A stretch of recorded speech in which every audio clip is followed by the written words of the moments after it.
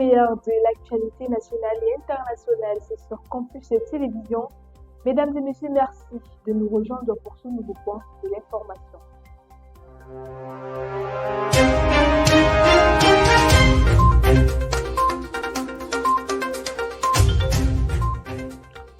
En ouverture de ce flash d'information en économie, la facture alimentaire en baisse. Au premier trimestre 2026, la facture des importations alimentaires du Cameroun a chuté. Elle passe de 65 à 54 milliards de francs CFA, soit moins de 17% sur un an selon l'Institut national de la statistique. Le riz et le maïs expliquent l'essentiel de cette baisse. Les surfaces rizicoles ont augmenté depuis 2024 et les droits de douane ont été relevés. Pour le maïs, les importations ont chuté de 85%. L'INS reste prudente. La hausse du fret maritime et le ralentissement des exportations informelles vers les pays voisins ont aussi pesé. Rien ne prouve encore que cette tendance soit durable pour les producteurs et les consommateurs. En santé, aide pour les malades de l'hépatite C. Le ministre de la Santé publique, Dr Manaouda Malachi, a annoncé la gratuité du protocole Sofosbuvir Daclatasvir jusqu'au 30 septembre 2026. Facturé à 100 000 francs CFA, la boîte de médicaments contre l'hépatite C devient gratuite. Un soulagement pour les patients alors que le salaire minimum interprofessionnel garanti est à 43 969 francs CFA.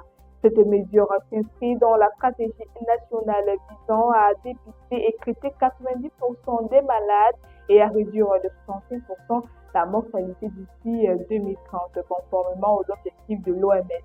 Défi majeur, maintenir l'approvisionnement des centres agréés dans les 6 régions.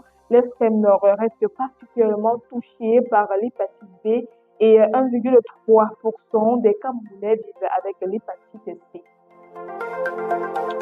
Et puis au Gabon, 8 jours pour célébrer l'indépendance, le président gabonais Brice Clotaire Oligui Nguema a annoncé une nouvelle formule pour la fête de l'indépendance.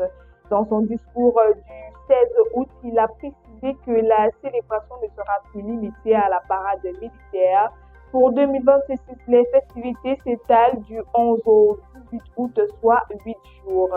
Le programme met en avant des inaugurations. Pour le chef de l'État, il s'agit de passer des promesses aux preuves en présentant le bilan de la refondation. Le chef de l'État reconnaît cependant que les défis persistent, notamment sur l'accès à l'eau et à l'électricité. Ce 17 août devient ainsi une vitrine des réalisations, mais aussi un bilan du chemin à parcourir. Et pour finir en sport, CAN féminine 2026, le Cameroun est sacré champion d'Afrique. Enfin, c'est fait, les Lions indomptables ont battu le Malawi hier soir au terme de la finale de la CAN féminine 2026. C'est une première dans l'histoire. Le Cameroun remporte le trophée continental féminin. Les Lions ont arraché leur victoire après plusieurs défaites en 1998, 2004 et 2014. Face à une sélection malawite qui disputait sa première finale, les Camerounaises ont fait la différence rapidement. Portées par un doublé de Marie Cizelga Manga et un but de Naomi Eto'o, elles se sont imposées avec 3 buts d'avance. À Rabat, les Lions indomptables écrivent une nouvelle page de l'histoire du football camerounais et décrochent leur première étoile, sans oublier leur qualification pour la Coupe du Monde. Et c'est tout pour votre bout d'actualité ce matin, mesdames et messieurs. Merci pour votre fidélité.